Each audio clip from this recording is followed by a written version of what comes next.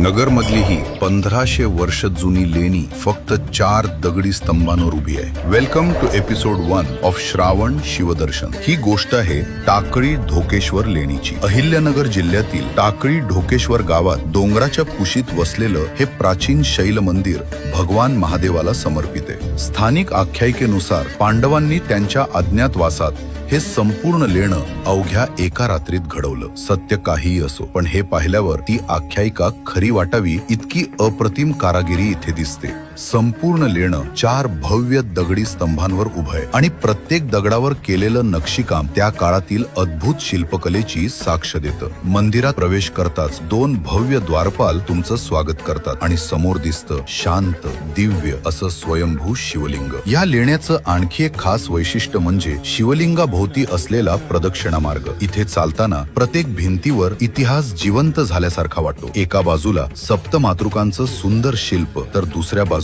तांडव मुद्रेतील महादेव. प्रत्येक कोरीव काम हजारो वर्षांपूर्वीच्या कलाकारांच्या अद्भुत कौशल्याची ओळख करून देतं. आणि कदाचित म्हणूनच आजच्या या धावपळीच्या आयुष्यात टाकळी ढोकेश्वर सारखी ठिकाणं फक्त पर्यटन स्थळ राहत नाही, ती काही क्षणांसाठी आपल्याला स्वतःपासूनच भेटवून देतात.